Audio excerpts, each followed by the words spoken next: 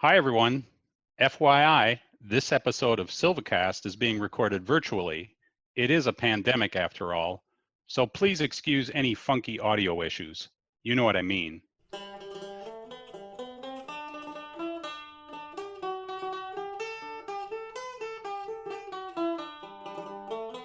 Welcome to SilviCast, everybody, the podcast about all things silviculture. My name is Greg Edge. And I'm Brad Hutnick.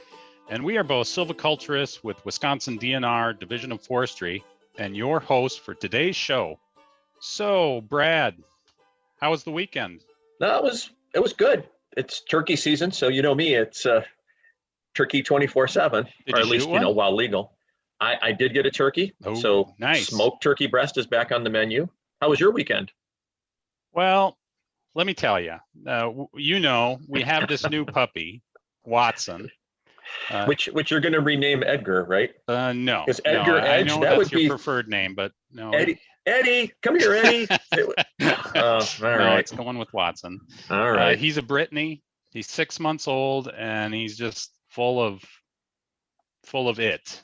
So this weekend he dug holes in the yard. He chewed up our socks. He nearly ate a dead mummified squirrel. And then he decided that counter surfing was much more rewarding than any of the treats we could lure him with. And so all of this was after multiple long walks every day. So that's how it's going. You were really polite with the full of it, because I think we know what that it is. And, because, I've had pups too. And it's kind of like, you just have to, it's more of that serenity now, or this too shall pass. So you just have to wait for it, Greg. It's time will come. He'll be an old dog. Well, I have been shouting serenity now, because it is a test of my patience. And anyway, it's had me thinking about patience a lot lately, and specifically my lack of it. Yeah, and this is kind of maybe getting back to like our talking about the silviculture stuff, but you and I guess we talk about the importance of just being able to wait for things in forestry, patience in silviculture. Mm-hmm. And we're so often in a hurry to see results that we kind of forget that, like natural systems don't necessarily work on our timescales. And so that can really be a problem. Mm-hmm. Yeah, and that's kind of why I bring this up, because I have the feeling that today's topic, it's going to require both some thoughtful silviculture, but then also that patience to wait and see what happens. And today's topic is? Well, Brad, if you read the answer to last month's trivia question, it will be a clue. Oh, that's right. Right. Did you listen to trivia? Listen to the trivia contest? Yeah, no, I didn't. The trivia contest. No. UWSP. No. Well, I did. It was fun. Just old home days. So I'll do this in my best. Thing for it. So here it is. In honor of UWSP's trivia contest, for 10 trivia points, we asked what former College of Natural Resources professor was deemed most likely to be at home among and on the hardwoods. And you know what? So that was my best way of saying it, because they always have a certain way of saying it. But we forgot, right? We didn't say what university this person was a professor at. And Haley, did we get any right answers? Yeah, I didn't think so. Well, all right. Given the fact, Brad, that we botched the question, that's probably not surprising. We didn't get an answer. So do you know the answer? Our answer for this question is, and I guess we would have accepted, Robert Engelhardt, Professor Emeritus of Forestry at the University of Wisconsin-Stevens Point for 25 years, and public address announcer for the UWSP Pointers men's basketball team. He was among and on the hardwoods. Well, congratulations, Brad. You have just won this month's trivia prize. Of course, you wrote the question, so I hardly think that's fair. But just also for the record, Professor Engelhardt was my undergrad advisor. Oh, well, it's interesting. At least this gave us a lead in for our topic today, right? And that is northern hardwood silviculture. And I know we recently spoke with Ralph Nyland about uneven age systems in northern hardwoods, but today we're going to look at or explore another aspect, and that's specifically natural regeneration in northern hardwoods. So joining us today on SilviCast will be Mike Walters, professor of forest ecology at Michigan State University and principal investigator on what has been dubbed the Big Northern Hardwood Study. Well, I'm really looking forward to that conversation with Mike. But first, this whole thing gives us a chance to plug the upcoming Northern Hardwood Conference, which, and I know you know this, Brad, but the audience doesn't. It's going to be a virtual event, and it's scheduled coming up here for June 15th and 16th. Mike and his crew will be there talking about the Big Northern Hardwood Study, but there'll be lots of other presenters. And so I want to encourage folks, if you're interested in northern hardwoods, this will be a great opportunity. And if you want to know how to register, there will be a link to the conference website that Haley will put in the show notes.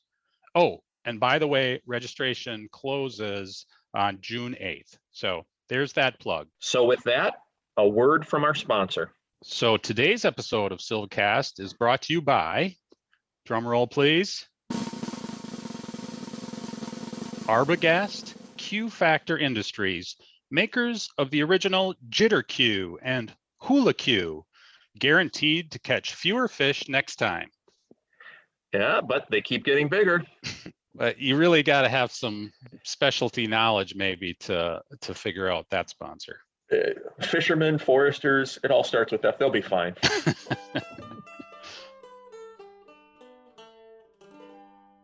All right. Here we are back at SilviCast with Mike Walters. Mike, welcome. How you doing? Thank you. It's great to be here. So, Mike, you've been involved in I guess, research in northern hardwoods at Michigan State for a while. Tell us a little bit about yourself. Sure. I guess what I like to say, a lot of people will ask me kind of how I got to forestry or in forestry research, because it's a fairly small area, and it's not something that I think a lot of people when they're young would go, I want to be a forestry researcher. But I guess how it started for me was that I had the good fortune of bumping along in the back of a Willie's Jeep with my uncle up north of Whitefish, Montana, when I was 6 or 7 years old, when he was a state of Montana forester. And he'd be marking timber on Stryker Ridge, and you could see Glacier National Park from there, and all that was magic for a little kid, I'll tell you. And it really, those kind of experiences really stick with you. But I wound up getting into biology as a major in college, and then wound up at the University of Wisconsin. Then my advisor moved over to Minnesota. I was doing a forest ecology degree. I was very much an ecologist rather than a forester, how I was trained initially. And I worked on sort of the physiological ecology of shade tolerance in sugar maple, and I was up in Vilas County, Wisconsin, and places like that doing a lot of my field work. Mm-hmm. But then I got out of school. I had the opportunity to go up to the University of Northern British Columbia for a job as a silviculturist. So I had to learn fast because I was trained as a forest ecologist. So there are a lot of 2 a.m., early wake ups to get my lectures together and being in a new place and learning new things with a crowd that had been working in the woods for 10 years and were coming back to becoming certified foresters. They already knew everything. And so it was very much trial by fire. It was scary a little bit. But I wound up absolutely loving being able to apply ecological and other knowledge to on the ground forest management. Became very much a passion for me. Initially inspired by my experiences with my uncle, but then I kind of walked a little bit away from that in a broader way, but then came back to it. And I've been there ever since. I really like being able to work on problems that forest managers have, in which I can bring in some larger, small ways, some of the things that I know to bring to bear in some of these problems. I find it very satisfying. So that's how I got here. It's interesting to me Brad, we asked this question of other guests, and how many kind of go back to their childhood of something that just got them enthralled with forests or forestry. So it's just kind of an interesting link that we all seem to have. Yeah, hopefully we have some listeners in, like recruitment for forestry that are kind of listening to this saying, hey, let's focus on that age class. Right, exactly. Yeah, I think those really early experiences can really shape someone for life. Yep. I hear it a lot too. So Mike, now you're at Michigan State University. What's your role there? Yeah, so it's pretty much the same as what enticed me to come down in the first place. So I moved to Michigan State University in 1998, and the job that was advertised was for a forestry, an applied forest ecologist that would work with the DNR and the management problems. So I'm from Kalamazoo, Michigan, in the first place too. So there was the opportunity to go back home. And to do exactly what I wanted to do, like I spelled out earlier, and that is bring what I did know to bear upon to be able to help forestry out and make it more sustainable, address some of the problems foresters and forestry had at the time. So it was perfect, and that's what I do now. So that was a position that was funded by the Michigan Department of Natural Resources. And it carried with it the mandate to work with them on these problems, and I've been there ever since. And one of the cool things about the whole setup was that they got me involved right away with their specialist meetings, say their silviculture team. And so I would be involved in annual, semi-annual meetings with them, going over everything, problems they were having with regeneration, developing the logistics for planning for the next spring, all that kind of stuff. So I kind of learned the ropes of what they had to do on a working basis.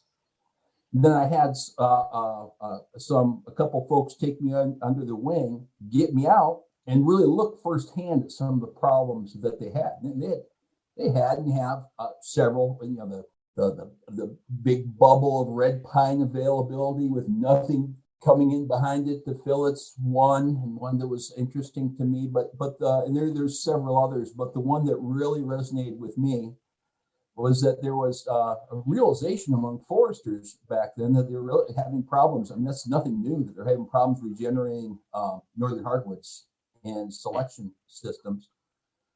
Selection silvicultural systems, and that they thought that deer were certainly involved, but there might be other things going on too. And so I kind of took that on as 80% plus of my work ever since I got here, just about to try to build the story, understand all the factors that are involved in regeneration issues in northern hardwoods, and to try to develop some solutions. Mike, before we go into northern hardwood regeneration, I just want to say I'm a little bit disappointed with that story, because I had heard that here we go. Kick a pretty mean hacky sack. And in fact, we used to be at UW-Madison together, and a favorite pastime of the forestry department was to go out and kick the hacky sack at lunch or in the stock pavilion. And I just envisioned maybe that during all those conversations, kicking the hack, you had an epiphany that you were going to go into northern hardwood management and research. But I guess, maybe that didn't happen that way. I wound up trying at the professional circuit for hacky sack kicking. I wound up playing for a short time in Croatia in their off season, but it wasn't lucrative enough. I couldn't support a family, so I had to return to forestry. Yeah. How it is. Yeah, you're the one that have gone for it. You're the hacky sack kicker that truly had the skill out there. We all have dreams. Yeah, and this is satisfying every stereotype of every Stevens Pointer who's ever looked at Madison and said, "I bet they're just wearing sandals down there. We're going to class in boots and they're wearing sandals." Just Yeah. to all put right. out at It's all good. ourselves, didn't we, Brad? Yeah. Those Madison beatniks, boy. Yeah.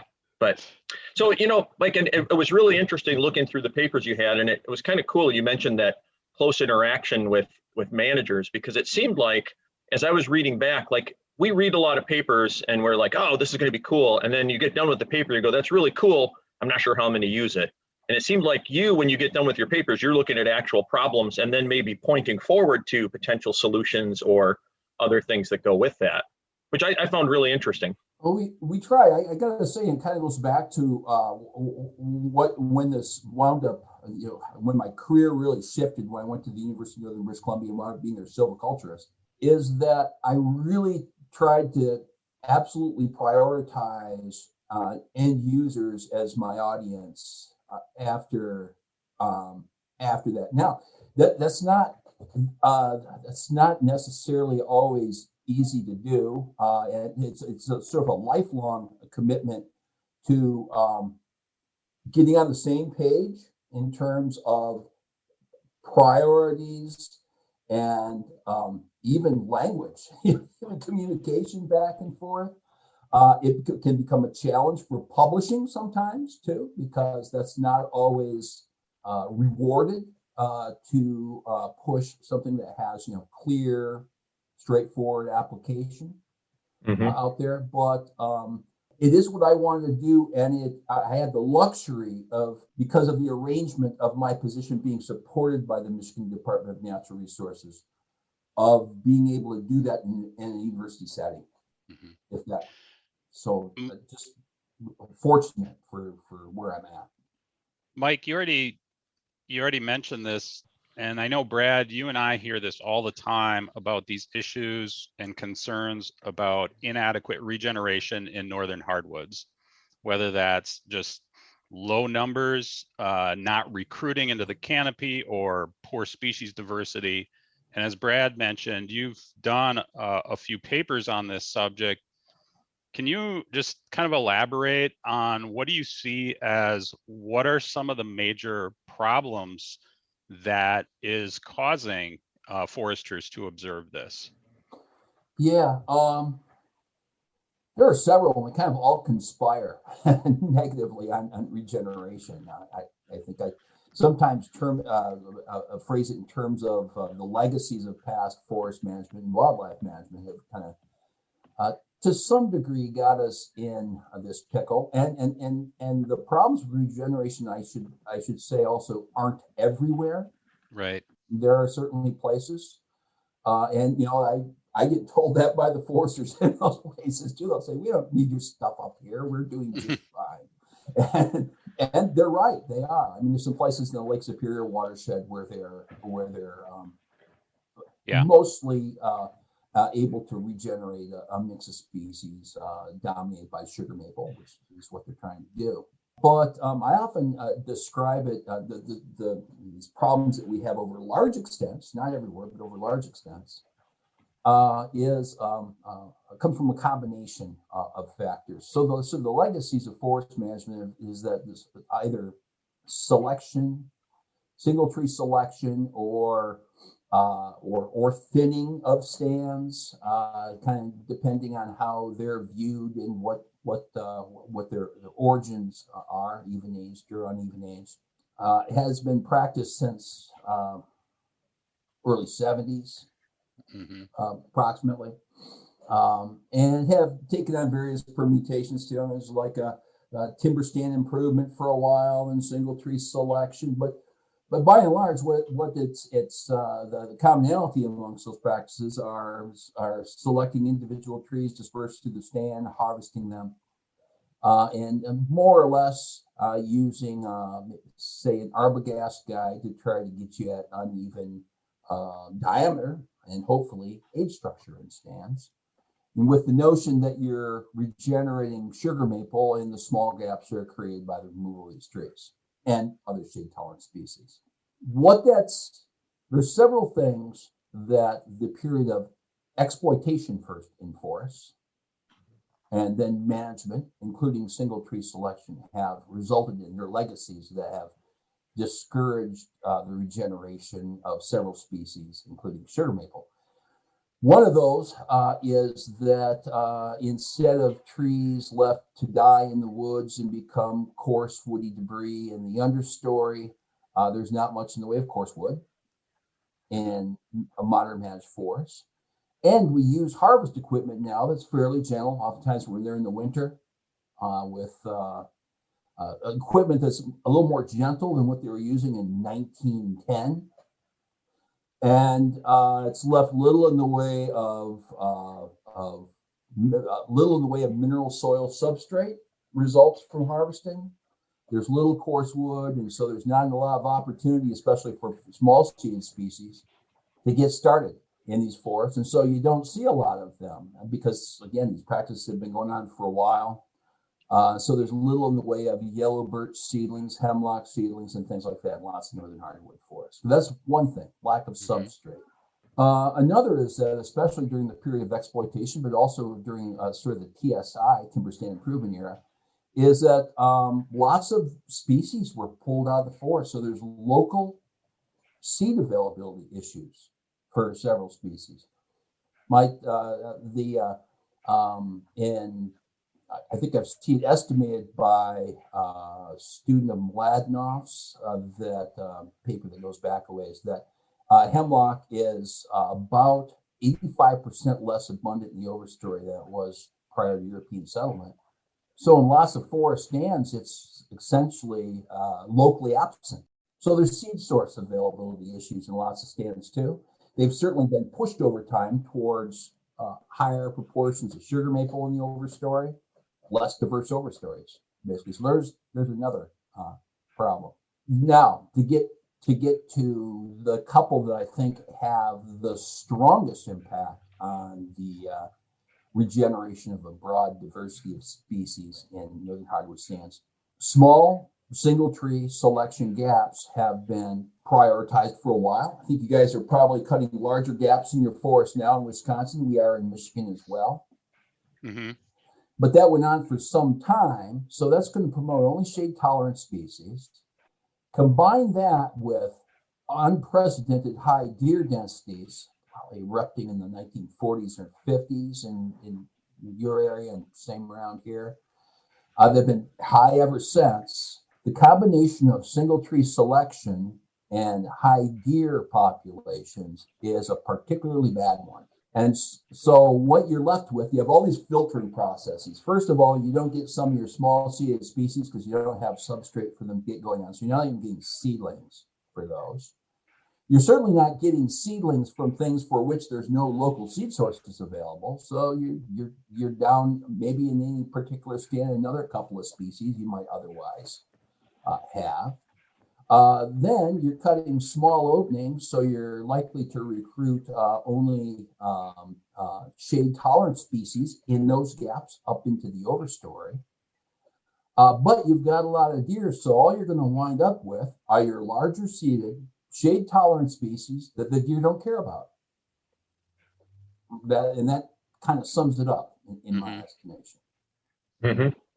And you kind of had, I know you had a little bit of work that came off of that. And it was kind of one of those things where when you read it, you go, oh, well, that, of course that makes sense, but hey, this is really cool because it's like, you don't really think about it. And it was that idea that if you have limited seed sources, you want to put your regeneration openings near those limited seed sources. Yeah. And I think sometimes people just miss that. It's like, well, let's look for opportunities in the woods, but you don't really think about that because you expect that you'll just have these things occur. Yeah, but it's one of those where deliberate and thoughtful about gap placement. Exactly. And I thought that was really good. And it's kind of, I think that's huge for managers, just when thinking about how to implement things. So that's interesting. Yeah, it seems like oftentimes there's this tendency to be semi kind of systematic with regard to layout of such things. And indeed, that's what we do in our experiment just because of the space we're working in. But there's no reason why you can't follow the trees, like you say, with those kinds of harvests, rather than again, I think humans love grids, kind of a quasi-agricultural layout, rather than doing something that takes advantage. Like, I think that's a great point, Brad. Taking advantage of what you have in the forest in terms of trying to foster each. Yeah, and I think about those small gaps too, and kind of the combination with deer, as you said, is a little bit deadly because they just seem to then, there's low levels of browse and they just seem to pull in the deer into those pockets. So it just kind of feeds on itself. Yeah, I've heard it described as a sort of salad bowl effect. Again, you have X amount of deer, and you have this, this systematically ice cream shop that's got to accommodate all the deer sitting there in the middle of the woods.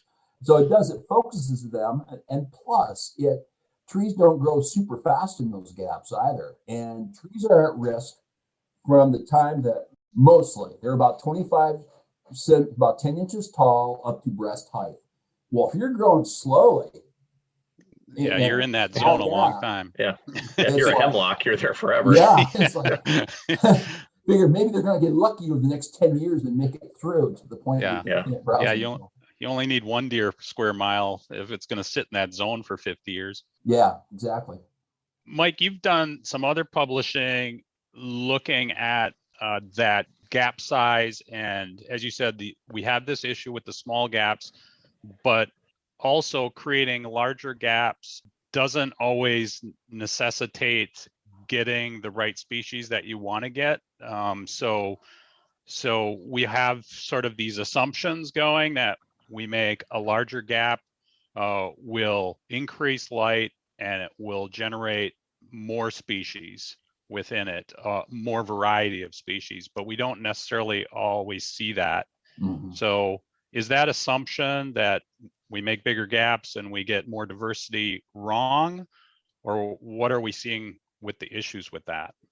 Well, I think we're gonna, when we get through our big Northern Hardwoods project, we're gonna see a little bit more. We've been a little disappointed in our gap harvest so far, I could say, whereas our shelter woods, also fairly low basal area, look pretty good, actually, in general.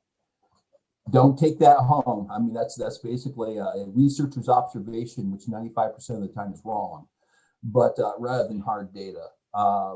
But that's a complicated issue, but I'll address it. But what we find over almost all of our studies is that you do get an increase in the density of, say, mid-tolerance, oftentimes it's ash, but and of sugar maple as you in the sapling class as you increase gap size. You do see that, but what I would say is that you're not always getting.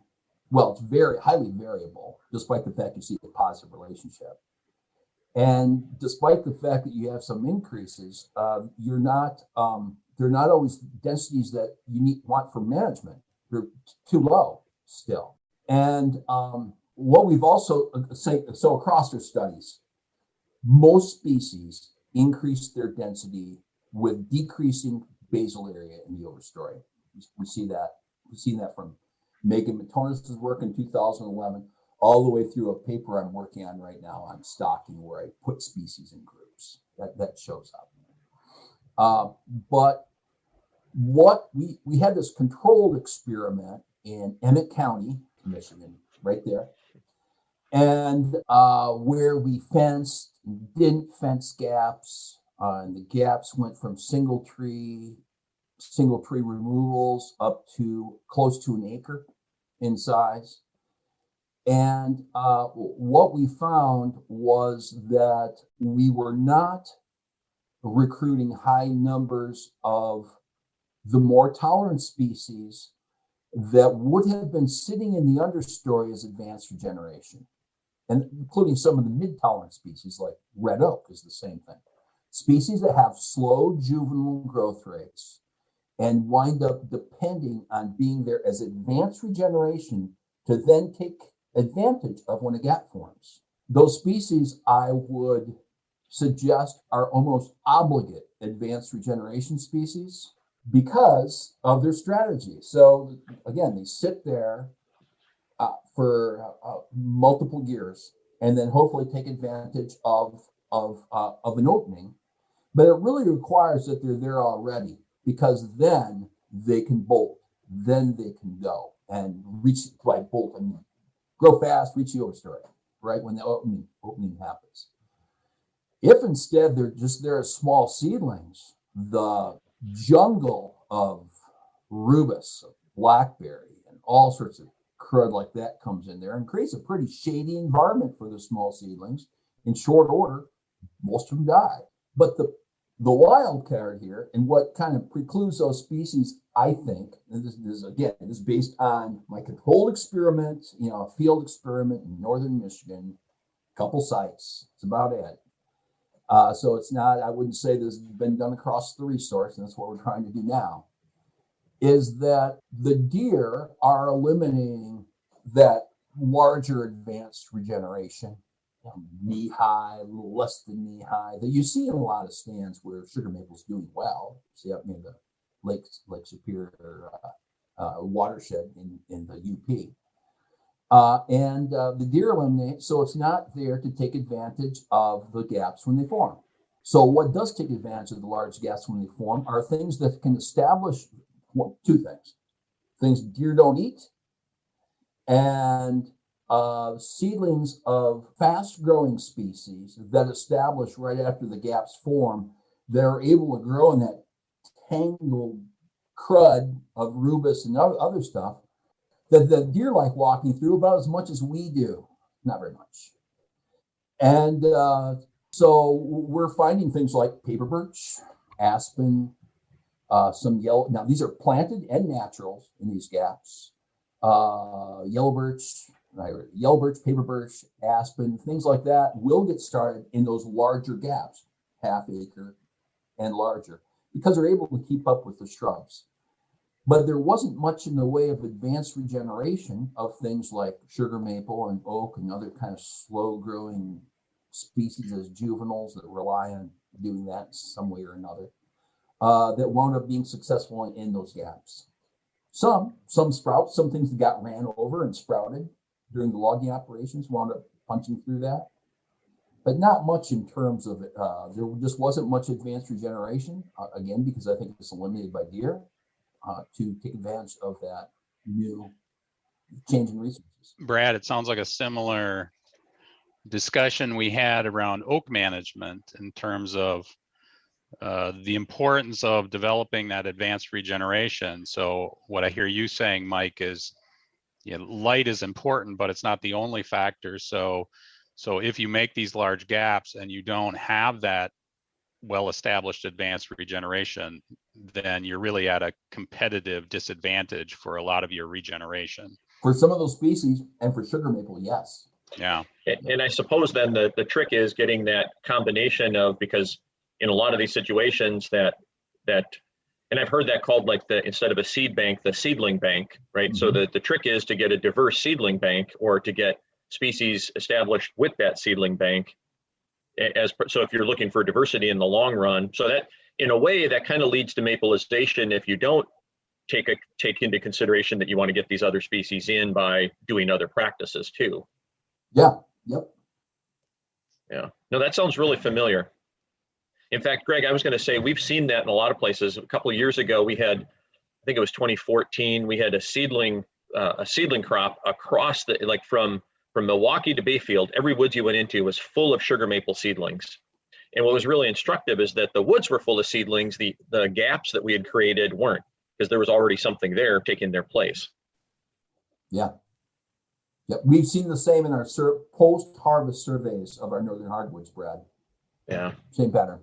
So I'm just curious, Mike, you talked about some factors, and this is just a curiosity on my part.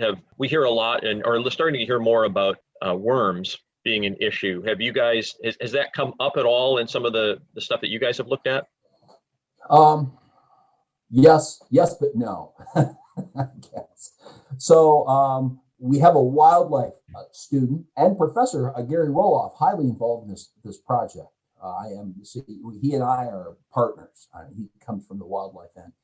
And a student of his went and surveyed several of our stands for earthworms, ones that I thought probably wouldn't have had earthworms, actually. They were kind of remote places in the eastern UP and things like that. And they did. The way so we probably have earthworms all over the place, but we're not, and I get asked this a lot. I never answer it very well. But yeah, I think where we've come to with that is that something that we're not really going to be able to do anything about. Right. So we just kind of go, it's just part of the background noise of what's going on in these stands. And we have to find things that work regardless of whether there's earthworms on site or not. We're not going to control the earthworms. So would it be useful to know effects and things like that? Sure. But in terms of kind of cutting to the quick on this and trying to find some things that work for northern hardwoods across the resource, and having only a limited amount of resources to approach this work, we kind of let it fall off the table, Brad. Yep. Oh, I did want to say, and coming back to the legacies of past management again, I know that you guys deal with this to some degree because we had a meeting like this. I think you were on it, Brad, and Greg as well, with regard to ironwood and the problems that you have with high ironwood densities in some sites. I would argue that, again, this is completely the legacy of partial harvesting in these northern hardwood stands over the past several decades. Beech, and we really have beech too. Beech and ironwood, the combination, or those two species, are those somewhat larger, that can germinate in the forest floor with leaf litter in it. The deer don't eat them and they're shade tolerant. And so in some areas, our regeneration layers are dominated by beech and ironwood, and say that 1 to 2 inch class size saplings. And we have areas, particularly in eastern Upper Peninsula, and especially the lower tier of northern hardwood type stands in the DNR resources right across mid-Michigan right here, where like 2,000 stems plus per acre of the combination of beech and ironwood in those stands. That represents a competition issue for anything that you'd want to establish. And so it hasn't happened yet because it's expensive to do, but there's definite discussion within the DNR about going into those sites and paying the price to control and decrease stem densities of those species. Yeah. Because of the realization they're not going to be able to regenerate anything else if they don't do something about it. Yeah. So, and you kind of alluded to it. You've taken a lot of this past research and brought that forward to the big northern hardwood study. And so this is kind of saying, all right, well, let's take a look at this on a grander scale. Could you talk a little bit about that? What the study is and what it's looking at? Yeah. Kind of outline that. So there's this realization that lots of the selection managed northern hardwood stands are not well stocked with regeneration size class individual seedlings and larger seedlings and saplings of species desirable to management. Neither there's not much there at all in some stands, or lots of beech and or ironwood. And we brought these other studies forward, kind of connected the dots. And you've got some substrate issues going on. You certainly have deer issues. There's some promise in larger harvest openings, reducing base layer in the overstory, however that is, in whatever system you wind up using. But it's essentially using more intense harvests than are used for single tree selection. All of those things might be useful, but there's also the realization that the effects of these, what winds up being useful or necessary to foster valuable hardwood regeneration and a mix of other species, will likely vary across the resource. It'll vary because deer vary across the resource. We've already seen, and that's a very clear pattern across from north to south in the Upper Peninsula, with regard to deer density and where trees grow well and where they don't. But also, we fully expected things to change with site quality. We use John Kotar's habitat classification as a proxy for site quality. And simply because you have different players, different species mixes on different sites, different degrees of competition following harvest. And we expected all these things to affect the outcome of any kind of silviculture we might use on these sites. Mm-hmm. So we wound up, and then we looked at it and go, okay, what might be useful? Larger harvest openings. We might have to control that advanced regeneration of beech and ironwood and other competing species like the rubus layer. We might have to consider being a little rougher on the forest floor to try to generate some mineral soil for substrate as a substrate for seedling establishment. So we wound up taking all that in, and in these studies leading to this, and all those sort of multiple limiting factors or filters that affect what you finally get between seed and sapling, all the things that affect those transitions. And we designed an experiment where we have 144 sites, became 141 because there was 3 that we wound up not being in with it. 141 sites, each of them are 30 acres in size. We wanted all of them to be operational forest stands, not small experimental plots, and have them distributed through the state. Those 141 stands go from the tip of we have like a couple of them on the very tip of the Keweenaw Peninsula, and they go all the way down to near Cadillac, which is right over there, right there. So they go throughout the northern hardwood DNR-owned resource in Michigan. Most of the sites are on state land, but we also have 26 sites, I think, that are on industry land as well. And that's TRG and Hancock are a couple of industrial partners of ours. And they kind of fill the space in between the state sites that we have in the EU. Just that scale, Mike, impresses me so much because, Brad and I have worked with others to set up research projects, and just trying to get 40 acres sometimes is a tough sell. But that's really impressive. Yeah, well, so just a little bit of the back, and I'm glad you brought that up too, Greg. A little bit of the background on how this got going. So the DNR has been concerned about this for some time, and there's some concern about continued certification. In their inability to be able to regenerate hardwoods on some sites. And so they actually approached Gary and I about doing this project. They pushed the scope of this. I didn't have to sell it too hard. And I got to say, I've had a tremendous partner in Jason Hartman at the DNR. He's the state we know Jason. Very aggressive about you can just be patient. Yeah, let's move this thing forward. Let's figure this out, and that's great to have someone like that to work with.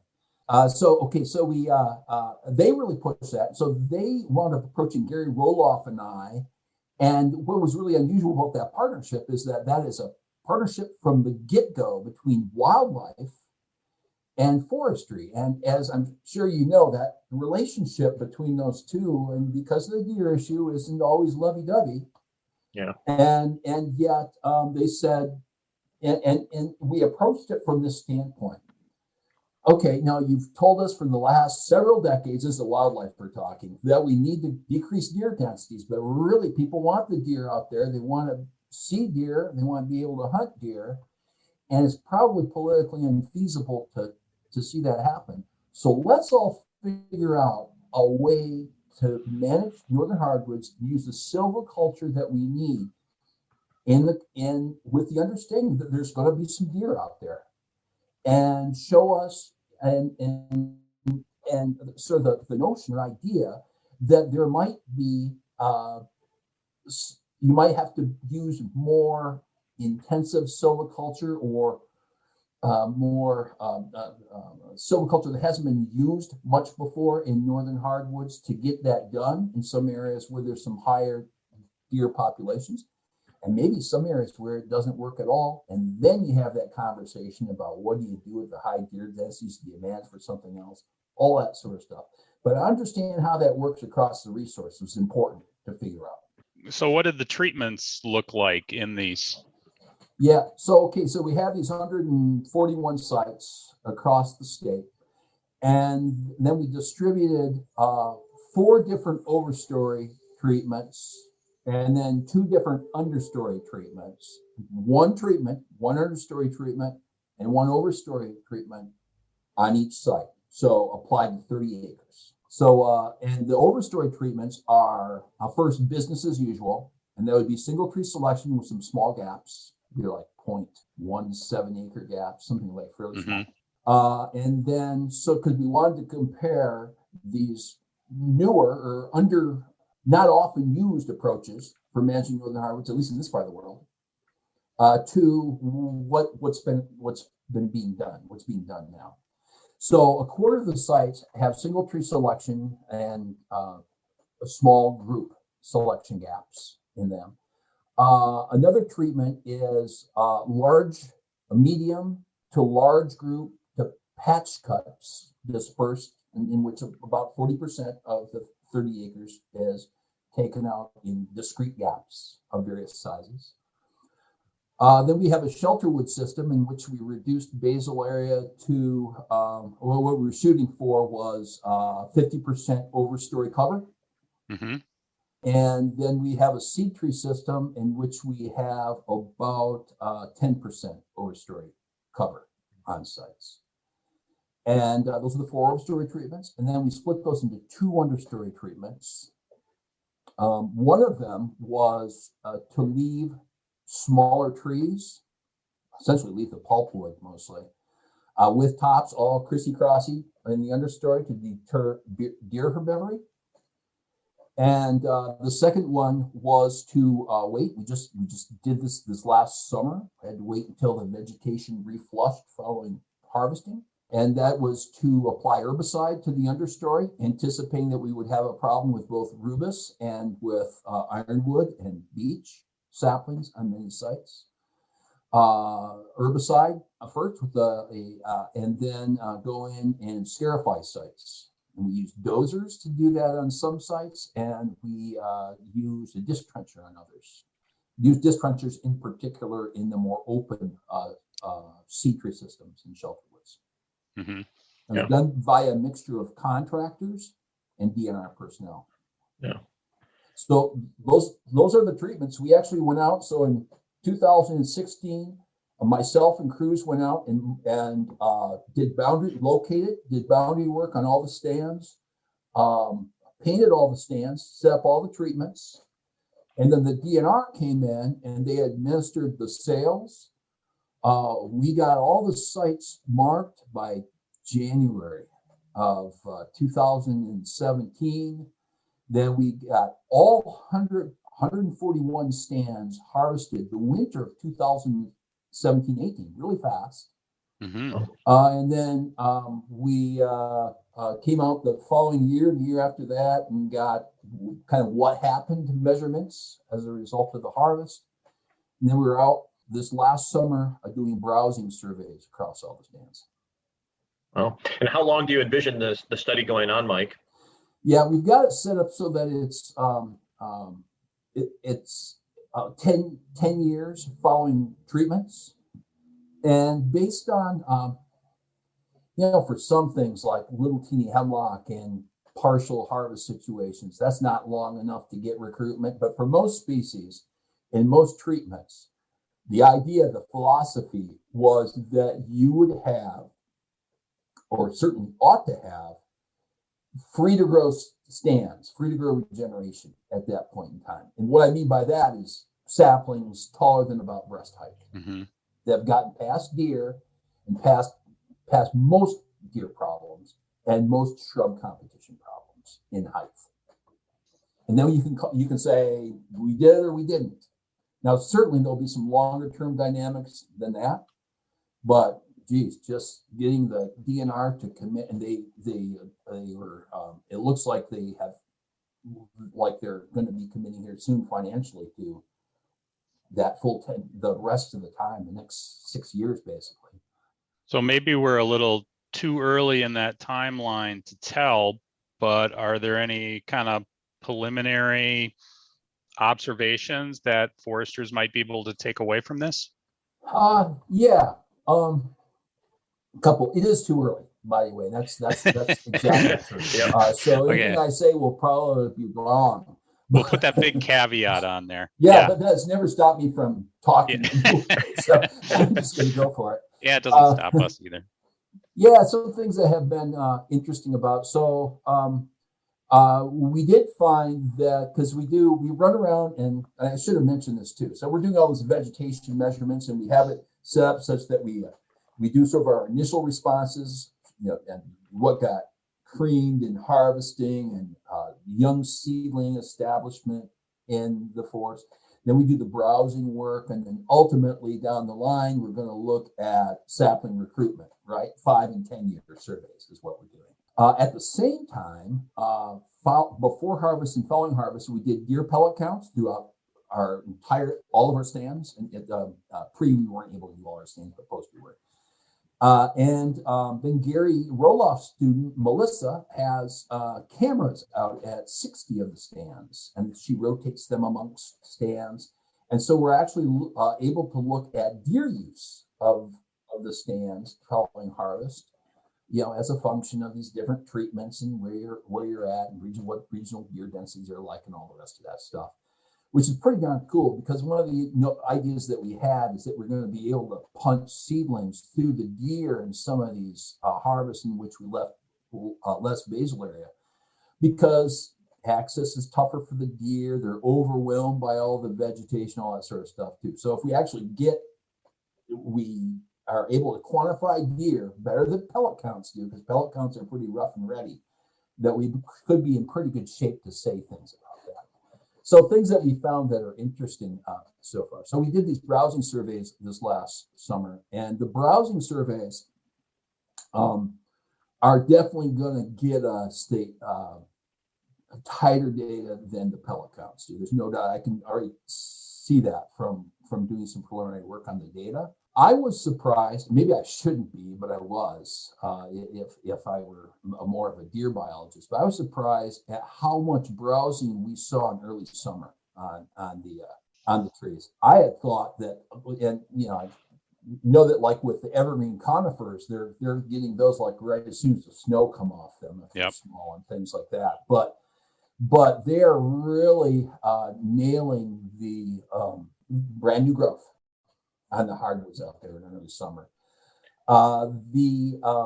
We definitely saw a big jump up in deer use based on our pellet counts following harvests, with deer use increasing with the decreasing residual basal area. So the highest deer use jump was in those seed tree systems, and the least in the single tree selection.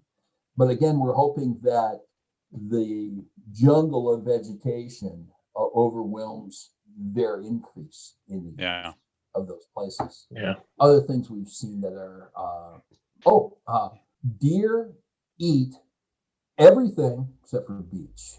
I was surprised at the degree that they actually browse ironwood. Sure. Yeah. Yeah. Yeah. Yeah, we see that. Because the ironwood punched. So the interesting thing about that, though, so the other thing is that deer tend to browse things more in the open than the understory. And in fact, the understory places where there would be ironwood, things, even sugar maple, as small as saplings or seedlings, much less browsed in those environments. Whereas if they're out in the open, they are really, really getting nailed.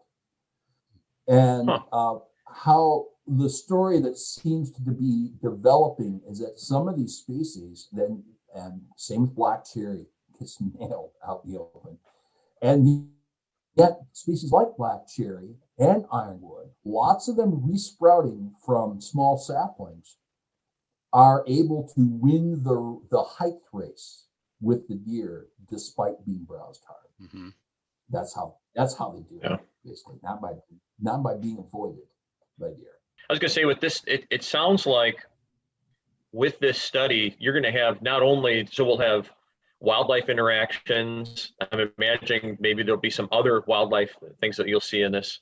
And then testing assumptions with like these novel ways of looking at northern hardwoods will help. I think in some ways we've talked about irregular shelter wood in some of our past episodes. I could see lessons being learned from maybe particular systems where maybe we don't learn that system, but we can apply it to other things then that we kind of integrate into other places. Yeah, I think that's true. And one of the things, and this may be relevant, and I mentioned this a little bit earlier, but I can say that some of the things that we have confirmed, I think, this again is just me out there making observations, so can't really take this home yet. But as Jason Hartman, my DNR partner, says, he says, if you think you're seeing something, we're going to start trying it because we got to start trying to do something. We're going to use it now. You can't wait for you scientists that's right. to come up with your final observations. And true fact, right? So he asked me to speculate a little bit on this and what are you seeing out there and stuff like that, much like you guys are doing right now. The shelterwood systems look promising in general, I would say. They seem to have that right mix of tangle in the understory, but not enough for rubus and things like that to outcompete with developing seedlings and saplings, but have high enough light such that they're able to punch up through the deer, even if they're getting browsed some. And I do think that I see sugar maples out in open areas getting browsed hard, but continuing to sprout. Mm-hmm. Because they're in high resource environments, right? I would say that in many areas, not everywhere again, but many areas that we thought were challenged by single tree small group selection by deer, that's what we're seeing. We're seeing abject failure in most of our single tree group selection systems that are in areas of moderate to high deer populations. Whereas I believe we're seeing some success with some, especially I would say shelterwood and maybe even seed tree systems in some of those areas. Are some of the seed tree systems, if you have the seed sources, or if you have the tree sources on site, gonna become a mixed tangle of early successional species and some late successional species? Yeah, probably. Mm-hmm. Where we do have aspen, we're getting aspen. Aspen, yeah. In the stands. Yeah. Yeah. But so I mean, you could just match as a mix with a sugar maple understory that ultimately you're going to turn back into a northern hardwood stand in the future. I would say it's not necessarily such a bad thing. I'm getting a little far afield here. We've seen lots of cool stuff so far, but I'm probably not thinking about it all right now. I'm kind of focusing on the browsing. Well, I appreciate your speculation on some of those things so early in the study. You know, you've just caused probably several thousand acres of shelterwood to go in across the lake states. So I hope I'm right. That's right. But yeah, and I was just thinking when you were saying that it also gets back to that seed source issue, and at least with the shelterwood, you have also some ability to manipulate your seed trees and what they are, and kind of control that a little bit. So that's kind of cool. Absolutely, and I should say that's a great point, Greg. That we tried to the best. You only have what you have on a site when you go in and mark one. But we definitely tried to tip the balance towards underrepresented species when we marked our shelterwood stands. We made a concerted effort to do that. And I do think it helps. It pays off. And we try to remove species we didn't want to promote. I mean, we removed every last ironwood we could, things like that, you know. One other thing I should say, so we are seeing on some sites what we thought we would with regard to some disappointment in terms of the diversity of seedling mixes because of what I mentioned earlier, and that is the lack of local seed sources. for some species. Now you can get, everyone will say, well, yeah, but birch seed gets everywhere, right? Well, it does, but does it give really manageable densities of yellow birch if it's 2 miles away? No, you might have a couple in your stand, which is kind of nice, but you're not getting sort of a high admixture of yellow birch in the stand unless you have some around that's local. It's on site. It's in the stand, I would argue.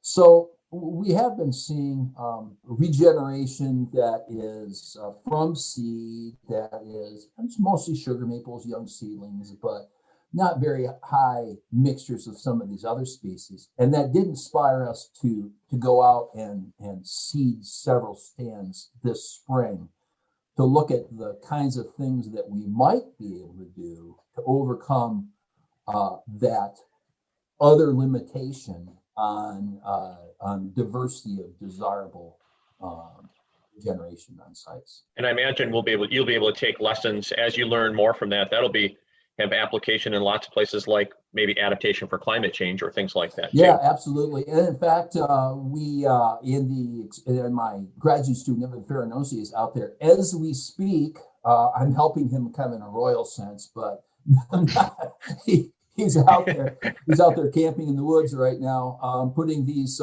seed plots in. He's actually seeing that as he's being opportunistic about that. He's both looking to increase the diversity of northern hardwood species on the sites that he's seeding, but he is also seeding species found on drier sites, less music sites in Michigan, because of climate change forecasts being for deeper droughts. Well, some of that local migration might be important on sites like white pine, species like that, red oak, higher proportions of those species on northern hardwood sites in the future.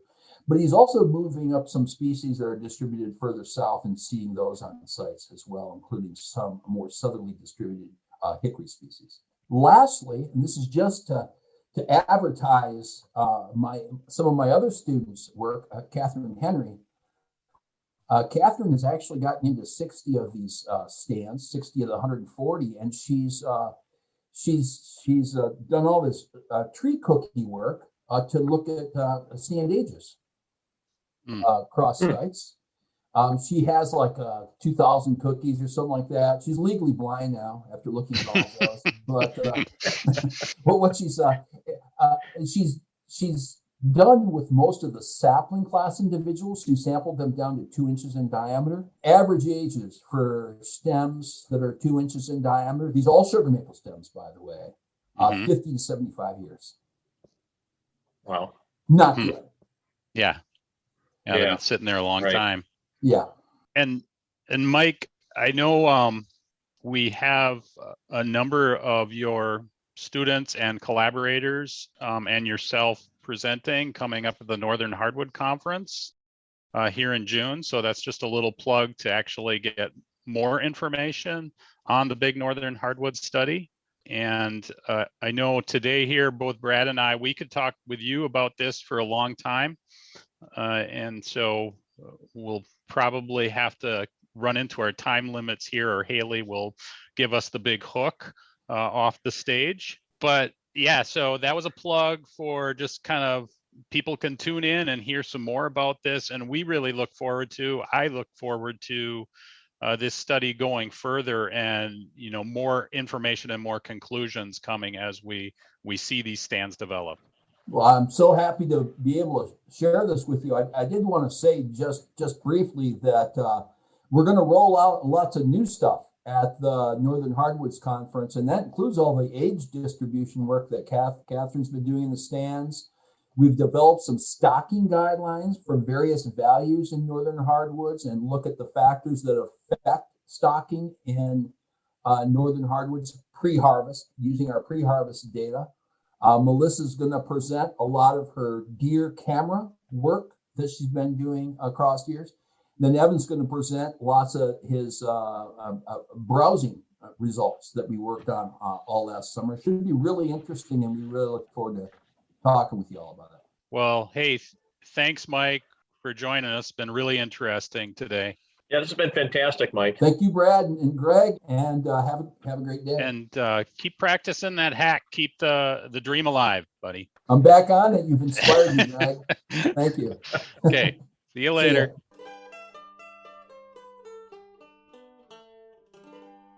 That music can only mean it's time for the Dropbox. The Dropbox is a regular segment where we take your comments, your questions, your tips, whatever you send in, and we share them with our listeners. So Greg, as you know, in last month's episode, we stirred the juices. We got people talking about things. We had a great discussion with Doug Jacobs from Purdue University about artificial regeneration of hardwoods. And with all of our discussions, we kind of, I think we start people thinking about things. And so one of our listeners wondered why Doug recommended using only local seed sources when we know climatic conditions are changing so rapidly. Well, I think that's a really great discussion coming up. I know from Doug's perspective, I think during that show, he talked about we have a lot to learn about assisted migration and more research is needed. And so I think that's, where he was coming from. And certainly, I think there's a lot of people, really knowledgeable researchers, geneticists that look at this conservatively and would agree with those recommendations. But we also know that we need a lot more, as Doug said, research in looking at how we can help tree species adapt to that changing climate that we know is coming. And so there's definitely a lot more work to go into that and a lot more discussion. And so maybe Brad, on a future episode, we will do an episode on assisted migration and kind of really delve into maybe some of the details of that whole issue.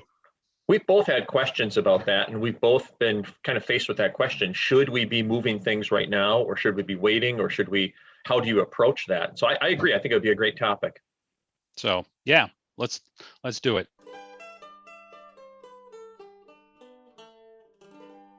Brad, every time we hit this closing segment, we get heckled by that booth. I say we preemptively heckle. Ready? Let's do it. Boo! Get off my phone! These guys do know that the booth controls the mute button, right? Thanks for listening to today's episode of SilviCast. If you like SilviCast, please remember to follow or subscribe. You can find SilviCast on Spotify, Apple Podcasts, or wherever fine podcasts are found. If you have ideas for future episodes or a question for the Dropbox, please let us know. You can reach us at UW-Stevens Point's Wisconsin Forestry Center by emailing wfc@uwsp.edu. Feel free to include a sound file of your question or a comment if you like. We learn best when we wrestle with questions, so keep them coming. Take care, everyone. And as always, thanks to our team, Haley Frater, our editor-in-chief, Noah LeMade, our IT master, theme music by Paul Frater, and of course, UW-Stevens Point's Wisconsin Forestry Center.